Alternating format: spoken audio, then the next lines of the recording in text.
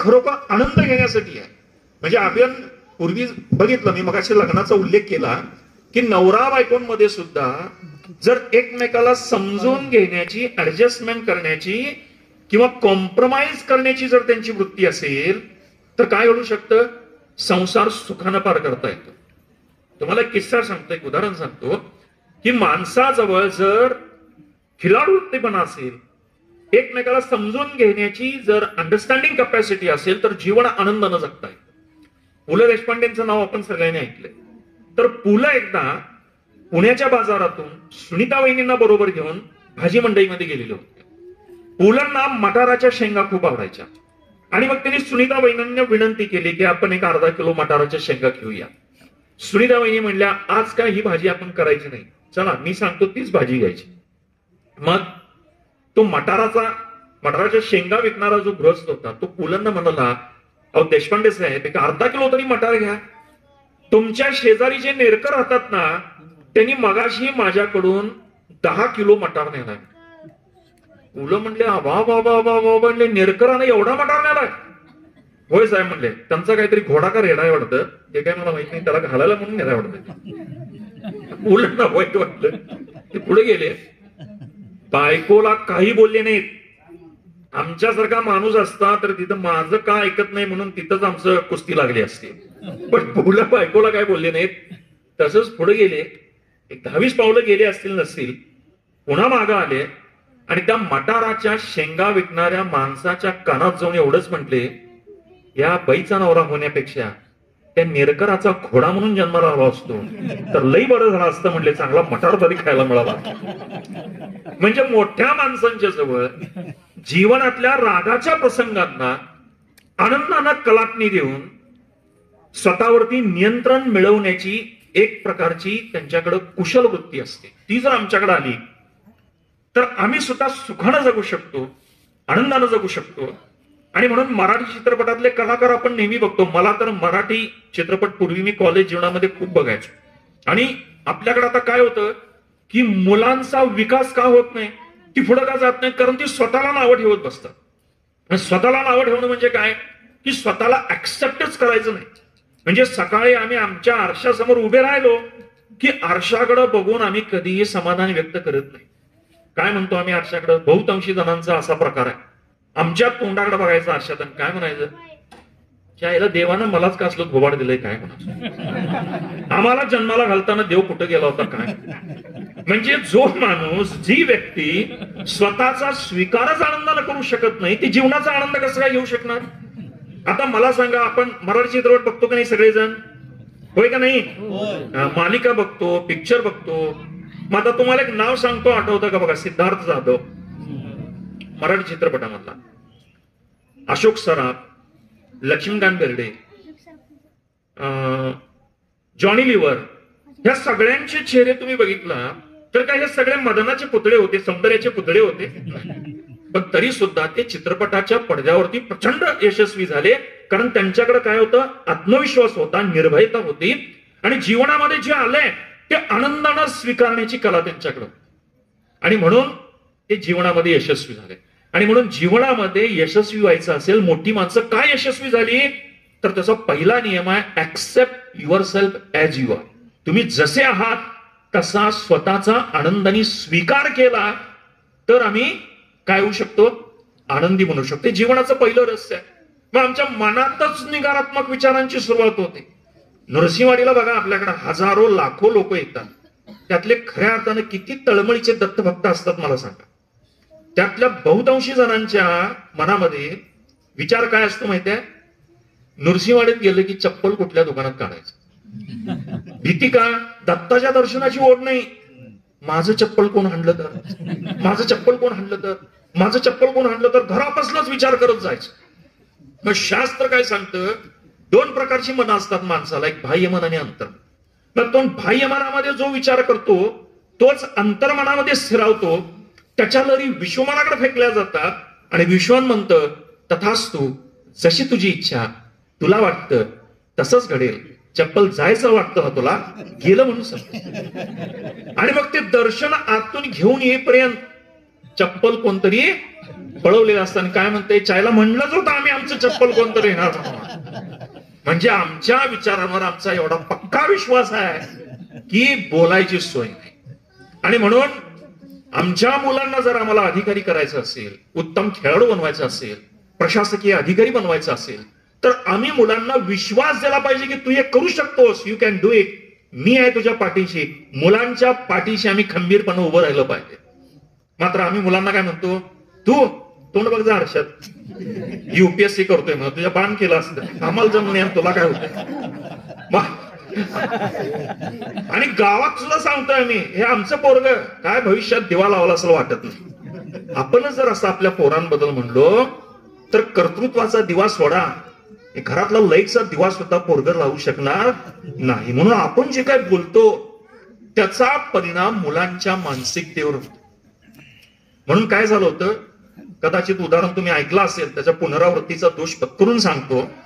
एक लहान मूल घरातलं, एक 7-8 वर्षांचं पोरग घरामध्ये खेळत होतं. प्लास्टिकची एसटी होती त्याच्या हातामध्ये. आणि त्याचा काय खेळ चाललेला, म्हणजे वडील त्याला सारखं रागवायचे, काहीही झालं, हरामखोरा, वाटलंच होतं तुम्हाला असं करणार म्हणून, हा सांडलंस, हरामखोरा, वाटलंच होतं मला, तोडलंस, सारखं त्याला शिव्या द्यायचे. म्हणजे त्या बापानं हरामखोर या पदवीशिवाय पोरग्याला दुसरी काय उपाधी दिलीच नव्हती.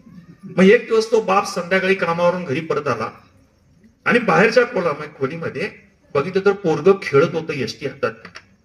आणि पोरग्याचा काय खेळ चालला होता, टिंग टिंग, ज्या हरामखोराला गाडीत बसायचं आहे त्यानं मुकाट्यानं गाडीत बसावं, ज्या हरामखोराला खाली उतरायचं आहे त्यानं मुकाट्यानं खाली उतरावं. बापानं परत कान देऊन ऐकलं. पोरग्याचा खेळ काय चालला होता, टिंग टिंग, ज्या हरामखोराला गाडीत बसायचं आहे त्या हरामखोरानं गाडीत बसावं, ज्या हरामखोराला खाली उतरायचं आहे त्यानं मुकाट्यानं खाली उतरावं. बापानं ऐकलं. अजय देवगण सारखं आता माझी सटकली म्हणला तो. पोरग्याला परत एक कानाखाली लावली. बाप म्हणतोय, हरामखोरा, असा कुठं खेळ असते. आणि त्यानं पोराला कोंडून घातलं खोलीमध्ये. अर्धा तास बाहेरून कडी लावली. अर्धा तासानं बापाला वाटलं काहीतरी हे जीवाचं बरं वाईट करून घ्यायचं, गप याला बाहेर काढलेला बरा. म्हणून त्यानं कडी काढली, दार उघडलं. पोरग्याच्या चेहऱ्यावरती काहीही फरक पडलेला नव्हता. म्हणजे भगवद्गीतेमध्ये श्रीकृष्णानं स्थितप्रज्ञ माणसाची जी लक्षणं सांगितली, ज्याच्यावर काही निर्विकार होतात, तो बाहेर आला. त्यानं बापाकडे ढुंगून सुद्धा बघितलं नाही. अर्धा तास कोंडून घातलं, ठीक आहे म्हटलं, काय हरकत नाही. दार उघडलं, त्यानं पुन्हा आपली एसटी घेतली. पुन्हा त्याचा खेळ सुरू झाला. टिंग टिंग, ज्या हरामखोराला गाडीत बसायचं ना गाडीत बसावं, ज्या हरामखोराला खाली उतरायचंय त्यानं मुकाट्यानं खाली उतरावं. आत्ताच एका हरामखोरामुळं गाडी अर्धा तास लेट झाली. मुलं काय बोलणार, जे त्यांच्या कानावर पडेल ते बोलणार. जर आम्ही मुलाच्या हातात मोबाईल दिला तर ते मोबाईल बघणार. मुलाच्या हातामध्ये जर आम्ही पुस्तक दिलं तर ते पुस्तक वाचणार. आम्ही कसे जगतो, कसे वागतो, कसे बोलतो, कसे राहतो, ह्या सगळ्या राहणीमानाचा, विचारसरणीचा परिणाम हा मुलांच्या आचरणावरती होत असतो.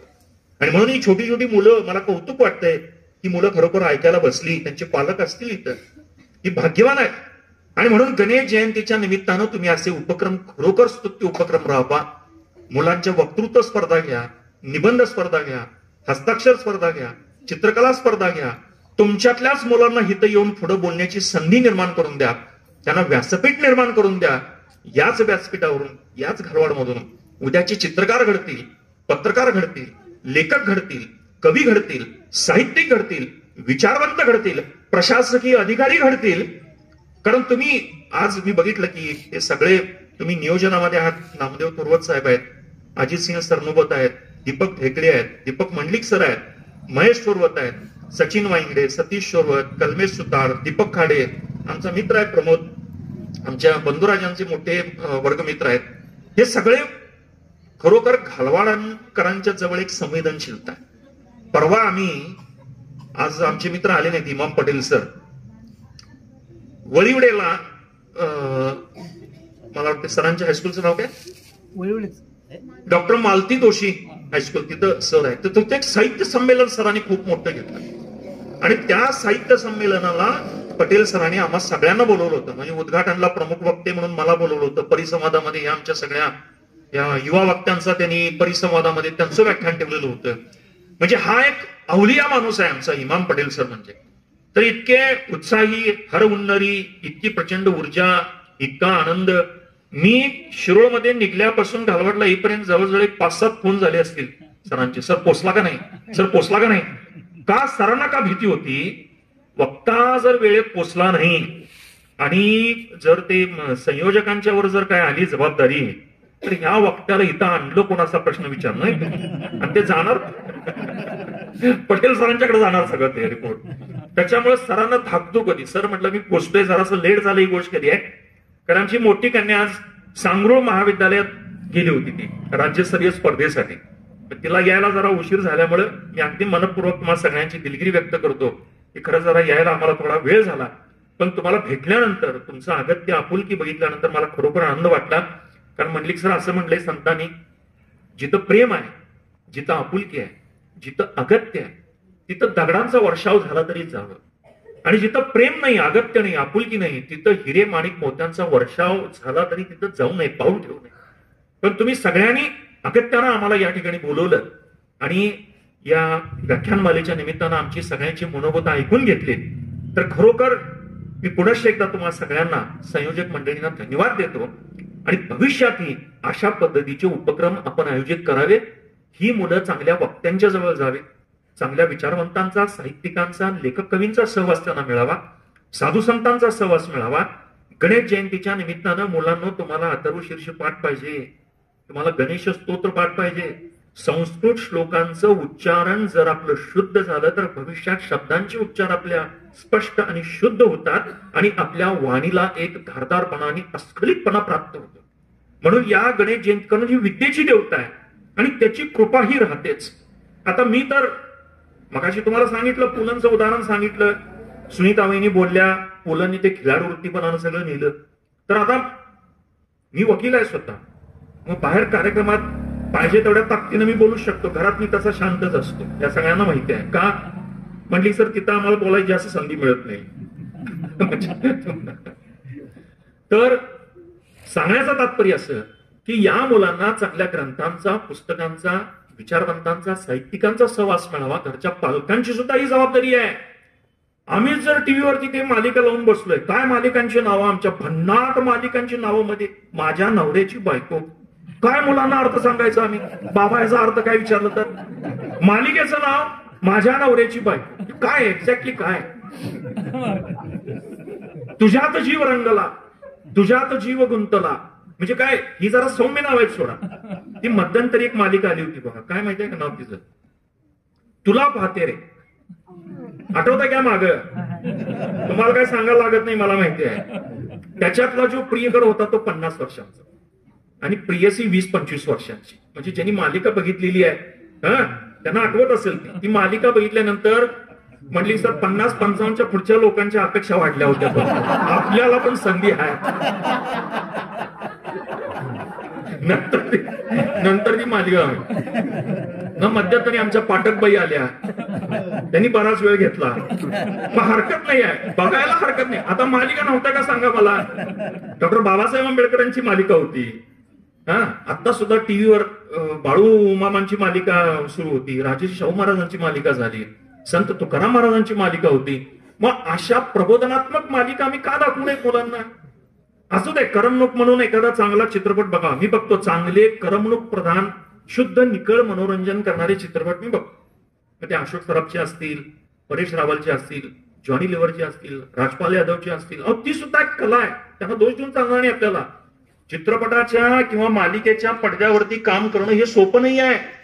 ऍक्टिंग, अभिनय ही खूप मोठी कला आहे आणि तिला दाद द्यावीच लागते.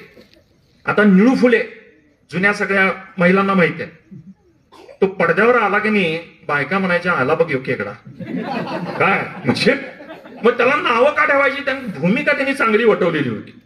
आणि ज्या वेळेला त्यांना एक पुरस्कार मिळाला, त्यावेळेला तो पुरस्कार घेताना मागच्या एका महिलेनं, म्हणजे हे ऐकीव आहे म्हणून सांगतोय, एका महिलेनं त्यांच्या दिशेने चप्पल फेकून मारली. म्हणजे तिला ते निळू फुले तिथं पण खरंच वाटत होता, असाच आहे माणूस येऊन. मग निळू फुले म्हणले, बाई तुम्ही चप्पल फेकून मारला मला, तर मला ह्या पुरस्कारापेक्षा तुमचं पारितोषिक मोलाचं वाटतंय, कारण माझी भूमिका मी समोरून किती केलेली आहे, हा याच हे द्योतक आहे म्हणते. म्हणून मी काय सांगतो बघा, जर आम्ही मुलांना चांगल्या लोकांच्या चांगल्या पुस्तकांच्या सहवासात आणलं तर अतिशय चांगला परिणाम त्यांच्या मनावरती होईल. म्हणून उदाहरण बघा, प्रश्न विचारतो, इथे विद्यार्थी आहेत बरेच. मगाशी मंडलिक सरांच्या घरी गेलो, त्यांची कन्या अभ्यास करत होती वाटतं, डिस्टर्ब झाला आम्ही आल्यामुळं. मला एक प्रश्न आहे की मला सांगा, आपली जी सोलर सिस्टीम किंवा सूर्यमाला आहे त्याच्यामध्ये सूर्याला सगळ्यात जवळ असणारा ग्रह कोणता माहितीये कोणाला? माग म्हणजे पुढच्यानी पण उत्तर दिलं हरकत नाही.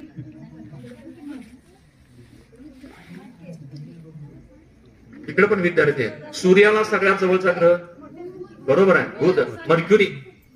आणि त्या बुधाला सूर्याच्या भोवती एक प्रदक्षिणा पूर्ण करायला फक्त 88 दिवस लागतात, फक्त 88 दिवस. आणि सगळ्यात लांब जो आहे प्लुटो, त्याला सूर्याच्या भोवती एक प्रदक्षिणा पूर्ण करायला सर 249 वर्ष लागतात, वर्ष, तब्बल 250 वर्ष. हा फरक कशामुळे आहे? तर बुध हा सूर्याच्या सगळ्यात नजदीक आहे, जवळ आहे. म्हणजे सूर्याची प्रभा, सूर्याचं तेज, सूर्याची गती ही बुधाला लवकर प्राप्त होते, कारण का? तो सूर्याच्या जवळ आहे. मग आम्ही कुणाच्या जवळ आहे? त्याची गती, त्याची प्रभा, त्याचं तेज आम्हाला प्राप्त होणार.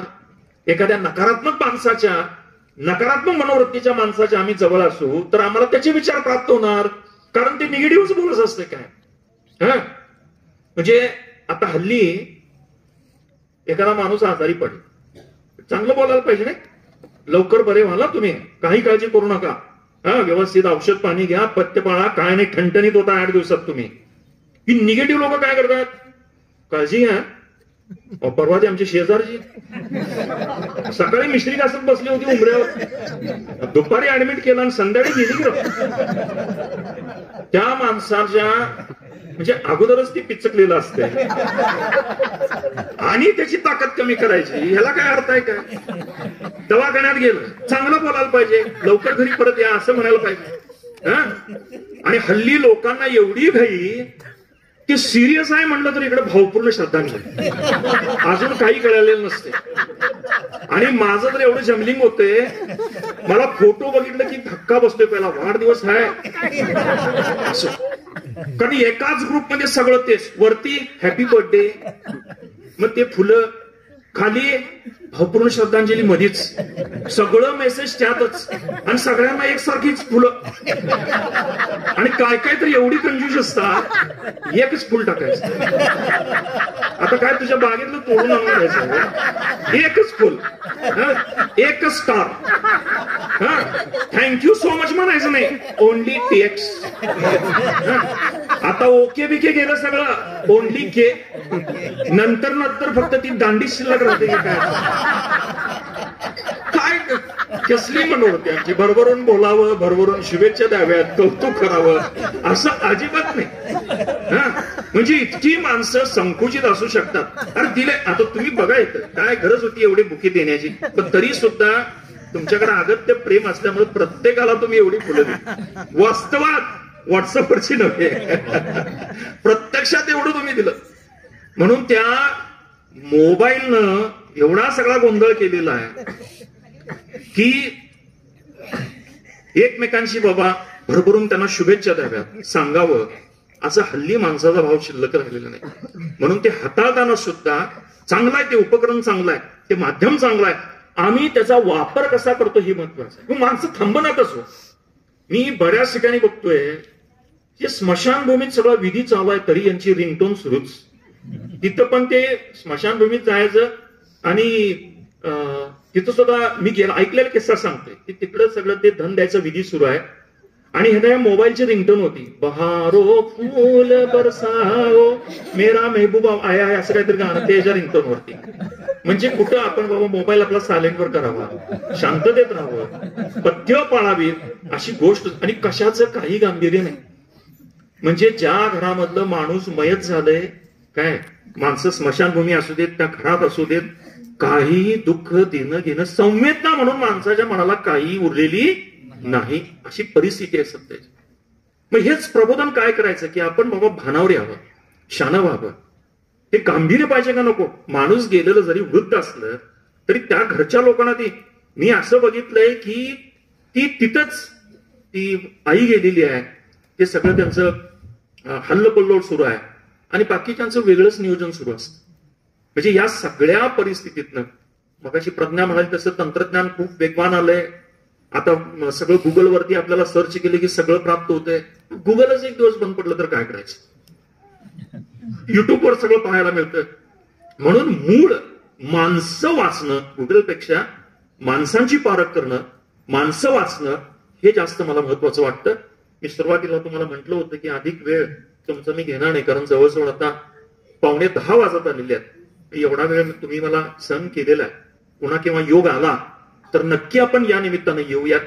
त्या मुलांना माझे अत्यंत तन्मयतेनं त्यांना सांगणं आहे की डॉक्टर बाबासाहेब आंबेडकरांचं चरित्र वाचा, स्वामी विवेकानंद वाचा, भगवान महावीर वाचा, डॉक्टर कर्मवीर भाऊराव पाटील वाचा, लक्ष्मीबाईंचं चरित्र म्हणजे कर्मवीर अण्णांच्या ज्या सौभाग्य होत्या त्यांचं चरित्र वाचा. पुस्तकं माणसाचं मस्तक घडवतात एवढा माझा ठाम विश्वास आहे. आणि तर्कतीर्थ लक्ष्मण शास्त्री जोशी म्हणतात तसं पुस्तक हे भारतीय संस्कृतीचं मस्तक आहे. आणि ज्यानं आपलं मस्तक पुस्तकांसमोर नत केलं त्याच्यापुढे भविष्यामध्ये जग नतमस्तक होतं. एवढी पुस्तकांची ताकद आहे. आणि आपल्या मुलानं इंजिनियरच झालं पाहिजे आणि डॉक्टरच झालं पाहिजे असं कृपा करून त्यांच्यावरती दबाव आणि प्रेशर आणू नका. त्याला जे व्हायचं ते बनवू द्या. त्याला चित्रकार व्हायचं असेल तर त्याच्या चित्रकलेचं कौतुक करा. त्याला पत्रकार व्हायचं असेल तर त्या दिशेला जा. त्याला एखादा उत्तम खेळाडू व्हायचा आहे, मेकॅनिक व्हायचा आहे. मुलांना जे आवडतं ती दिशा आपण मुलांना दाखवली पाहिजे. आता हे आमच्या ह्या 2 नंबरच्या कन्येला परवा 10वीच्या परीक्षेत दीपक साहेब तिला 97 मार्क्स पडले सर. तर तिनं आर्ट्सला ऍडमिशन घेतलंय. हिनं पण आर्ट्सला ऍडमिशन घेतलं. हिला 95% होते. आता हा आमचा शिवम MBA करतोय. कुणालाही मी कसलंही दबाव आणला नाही त्यांच्या करिअरच्या बाबतीत. आणि इंजिनिअरिंग आणि मेडिकल ही 2 क्षेत्र नाही, खूप मोठं जग आहे. खूप ठिकाणी जाता येतं. मला वाटतं तुमच्या पटेल सरांचंच उदाहरण बघा. मला वाटतं कन्या त्यांची जर्मनीमध्ये आहे, मुलगा न्यूयॉर्कला आहे, मला वाटतंय अमेरिकेला. काय आकांक्षा पुढती गगन ठेंगणे म्हणू शकतो आपण. एवढी कर्तृत्वाची दारं आपल्यासाठी उभी आहेत. जे आपल्याला आवडतं ते आपण स्वीकारावं, ते आपण करावं. मुलांच्या वरती पालकांनी कसलंही दडपण आणू नये आणि त्यांना निगेटिव्ह तर अजिबात बोलू नये. आणि याचा फायदा गैरफायदा पोरांनी घेऊ नये. घरात जाऊन सांगशील ना ते मालकर सरांनी सांगितलंय आम्हाला काय बोलायचं नाही म्हणून, असा धाक तपशा नको आहे. तुम्ही सुद्धा चांगलं वागलं पाहिजे. तुम्ही सुद्धा संस्कार संपन्न असायला पाहिजे.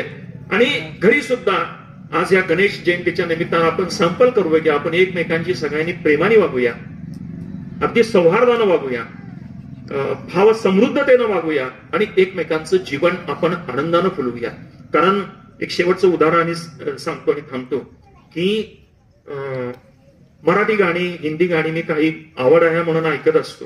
तर परवा एक किस्सा असं बघितला मी की हल्ली काय झालंय, हॅपीनेस इंडेक्स म्हणून जो जागतिक आरोग्य संघटनेनं होय ना WHO जो अहवाल प्रसिद्ध केला त्याच्यामध्ये सर 146 देशांचा सर्वे केला जगातल्या. आणि कोणत्या देशातले लोक सगळ्यात जास्त सुखी, समाधानी, आनंदी आहेत याचं संशोधन केलं. आणि तुम्हाला आश्चर्य वाटेल आमच्या भारत देशाचा नंबर कितवा लागला माहितीये? 146 मध्ये 136व्या नंबर आमचा. एवढे आम्ही आनंदी असतो. म्हणून सांगतोय की आपण आनंदानं राहूया. हल्ली आता एक वकील म्हणून सांगतो की सुशिक्षित लोक अशिक्षित लोकांपेक्षा उच्च शिक्षित नवरा बायकोंमध्ये घटस्फोटाचं प्रमाण प्रचंड वाढलंय. आणि ह्याला कारण इगो आहे. मग हल्ली अनेक ठिकाणी आता काय होतं, पूर्वीची परिस्थिती आता बदलत जाणार आहे सर हळूहळू. आता आपल्याकडे चित्र काय होतं की मुलगी ती ट्रे घेऊन येते, पोहे देते, चहा देते, मग तुझं नाव काय बाळ, तुझे हात दाखव, पाय दाखव, असं काय शिल्लक राहिलं नाही आता. आता भविष्यात अशी स्थिती येणार आहे, पोरग्यानं ट्रे घेऊन यायचं, पोहे द्यायचे, त्यानं बसायचं आणि मुलगीने विचारणार तुझं नाव काय बाळ, काय शिकलायस. अशी परिस्थिती भविष्यात येऊ शकते. इतकं आता जग गतिमान झालेलं आहे. आणि काही ठिकाणी तर म्हणजे पूर्वी सांगितलं मी एकत्र कुटुंब पद्धती वगैरे होते. ते आमच्या शेजारी एक आमचे काका होते, त्यांनी सांगितलं मला परवा गेले ते म्हणले श्रीकांत तुझ्या काकूला लग्नाच्या दिवशीच मी बघितलो, त्याच्या अगोदर बघितलं नव्हतो. म्हणजे आता ते मध्ये धरतात नाही अंतरपाठ वगैरे, काही त्याचा उपयोग नसतो. महिनाभर त्यांचा अगोदर तिकडे ते प्री वेडिंग सेशन चालू असते, त्या पडद्याचा आता काही उपयोग नाही. त्यांनी बघून घेतलेलं असते सगळं एकमेकांना. हा, सगळं त्यांची गाणी वगैरे सगळं रेकॉर्डिंग हे ते आता उगा फॉर्मॅलिटी म्हणून फक्त मध्ये तो अंतरपाठ धरायचा, मग ते सगळं अक्षता वगैरे म्हणायचं. नाही तर ते सगळं जग फिरून आलेले असतात. हा, मग तिकडे मित्रमंडळी फटाकड्या वाजवतात. ते हौस असते सुरुवातीला. परवा तर एक बहादर ते घोड्यावर बसलेला मिरवणुकीत, आणि ते घोडा अचानक उधळला, कमरीची सगळी हडी पाठीची सगळी मोडल्यात सगळे. म्हणजे हौस, म्हणजे त्या दिवशी तानात असते घोडं. ते तलवार काय फेटा काय नंतर बायको सगळं काढून घेत्या, त्याला माहित नसते. मित्रमंडळी फटाकड्या वाजवत असतात माग. म्हणजे ती काय सांगत असतात, ह्यो आवाज आता कायमस्वरूपी लक्षात ठेव, ह्योच आवाज तुला ऐकायचा आहे आता काय, असं त्यांना संदेश द्यायचा असतो. त्याच्यामुळं शेवटचं उदाहरण सांगतो म्हटलं तुम्हाला, की पूर्वी परिस्थिती बदलली आता, की पती परमेश्वर वगैरे हे आता काय नाही. आता परमेश्वर भांडी असतो तिथं बेसिन जवळ,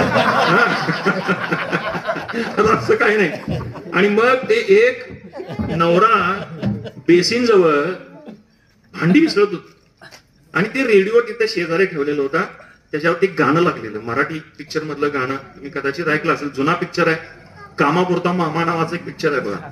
त्या पिक्चर मधलं ते गाणं, त्या गाण्याचे शब्द असे आहेत, जीवनात ही घडी तशीच राहू दे. ऐकलं का गाणं? हा, हे गाणं छान. आणि ते रेडिओवर लागलं होतं, आणि ते आपलं बिचारा भांडी घासत ते, आणि ती बायको प्रेमानं चौकटीतनं त्याच्याकडे बघा, ती भांडी घासलता. गाणं कुठलं लागले, जीवनात ही घडी अशीच राहू दे. आणि ती बायको जरा गाणं वेगळं म्हणत होती. म्हणजे तो सगळं भाजी चिरते, आता कपडे धुते, भांडी घासते म्हटल्यानंतर तिनं स्वतःच गाणं सुरू केलं म्हणायला, जीवनात हा घडी असाच राहू दे. अशी हल्लीची परिस्थिती, गाण्याचे संदर्भ सगळं बदलून गेलंय आता. इतकं जग गतिमान झालंय. मगाशी आमचा शिवम म्हटला तसं, पाहिजे तर एकत्र राहू, नसलं तर तुम्ही तुमच्या. आणि असं काय नाही आहे, आर्थिक परिस्थितीमुळे घटस्फोट होतात असं अजिबात नाही. समजूतदारपणाचा आणि त्याचा दुरान्वय सगळा संबंध. नाहीतर मोठे स्टार्स बघा, क्रिकेटर्स बघा, सेलिब्रिटीज बघा, प्रचंड पैसा आहे की, तरी सुद्धा त्यांच्या जीवनामध्ये काय घटस्फोटाच्या केसेस होतात. म्हणजे कमी काय पडतंय तर एक अंडरस्टँडिंग कॅपॅसिटी, म्युच्युअल अंडरस्टँडिंग, एकमेकांना समजून घेण्याची भावना कमी पडतीये. ती या गणेश जयंतीच्या निमित्तानं आपण मनाला थोडं व्यापक करूया, एकमेकाच्या मनातला सगळा इगो विसरून जाऊयात. पूर्वी बुजुर्गांना अक्षरशः देवाच्या दरबारात गेलं, वडील मंडळींना गुडघे टेकून नमस्कार करायचे. आता तसली प्रथा राहिलीच नाही. बघा तुम्ही, देवाच्या ठिकाणी आपण गेलो, मंदिरात गेलो, आई वडिलांना नमस्कार करताना जर आपण गुडघे टेकून त्यांच्या चरणावर जर हे डोकं टेकलं, तर त्यांच्या अंगठ्यातून सगळ्या शुभेच्छांच्या लहरी बाहेर पडतात आणि त्या आपल्यामध्ये येतात. आणि मेरुदंडाच्या ठिकाणी एक सुखद संवेदना तयार होतात. जी माणसं असं वागतात, झुकतात, लवचिक असतात, ती जगण्याला खऱ्या अर्थानं प्राप्त असतात. आणि म्हणून सकाळी उठल्याबरोबर आपण फिरायला जावं, ओंकार म्हणावेत, योगा करावं, ध्यान करावं, परमेश्वराचं नामस्मरण करावं, एकमेकांना राम राम म्हणावं. आता ती प्रथाच गेली आहे. आता काहीतरी इंग्लिश मेथडनी सगळं सुरू असतं आमचं. तर ही संस्कृती पुन्हा एकदा आमच्या दैनंदिन जीवनशैलीमध्ये आणण्याचा या निमित्तानं संकल्प करूया. बराच वेळ आपण मला सहन केलं, कारण एक वक्ता बोलत राहिला मंडलिक सर, आणि हळूहळू सगळे मंडपातले लोक उठून गेले, आणि याला भानच कळलंच नाही याला. आणि शेवटी एक पट्ट्या मागं बसला होता. मग त्याच्या लक्षात आलं आता आपण थांबायला पाहिजे. आणि मग त्यानं जाऊन ते श्रोत्याचं कौतुक केलं. सगळे गेले, राव म्हटलं तुम्ही एकटंच थांबलाय, खूप खूप आभार, माझं आवडलं असणार भाषण तुम्हाला, तुम्ही काय म्हणलात ते तर काय मला समजलंच नाही साहेब, सोडा म्हणतात. मग तुम्ही शेवटपर्यंतच काय थांबलाय, फक्त तुम्हाला इथं आणलंय कोण त्यांचं तेवढं नाव सांगा आणि तुम्ही गाडीत बसा म्हणजे माझं मी बघतो नंतर. तसं मला ज्यांनी आणलंय ते दीपक खाडे आहेत बघा संपर्कात माझ्या, पटेल सर, त्यांच्यावर अशी वेळ येऊ नये असं या निमित्तानं एवढंच मन मोकळेपणानं सांगतो. आपण खूप ऐकून घेतलं, मगापासून बघतोय एक ही जण लहान मुलं सुद्धा उठली नाहीत. मी खुर्चीत बसून बोलतोय, पण तुम्ही भारतीय बैठकीत बसून सगळं ऐकलं. खूप ठिकाणी जावं लागतं, थोडासा प्रवास होता, मग म्हटलं आज जरा बसून बोलायचा निर्णय घेतला. त्याच्याबद्दल दिलगिरी व्यक्त करतो. पुन्हा केव्हा योग आला तर जरूर सर तुमच्यापर्यंत जरूर येईन. तुमच्या अशाच उपक्रमांना भरभरून उदंड मनपूर्वक शुभेच्छा देतो आणि या ठिकाणी थांबतो. शिरोळला केव्हा आलात तर आपली अकॅडमी आहे. Personality development, English spoken, stage daring, स्पर्धा परीक्षा, JMFC न्यायाधीश परीक्षा, शिरोळ, जयसिंगपूर, सांगली या 3 ठिकाणी आपलं केंद्र आहे. आपल्या सगळ्यांचं आदर स्वागत आहे. मनापासून धन्यवाद. आणि रसिक श्रोते नावाचं सर एक आपलं युट्यूब चॅनल आहे, मुलांसाठी सांगतो. त्या चॅनलचे व्हिडिओ सुद्धा तुम्ही बघत जा. सरांच्याकडे मी लिंक त्याची नंतर पाठवतो. पुन्हा एकदा काही चुकला असेल, शब्द कुठं घसरला असेल, कोणाच्या भावना दुखवल्या असतील तर मनपूर्वक दिलगिरी व्यक्त करतो आणि या ठिकाणी थांबतो. धन्यवाद.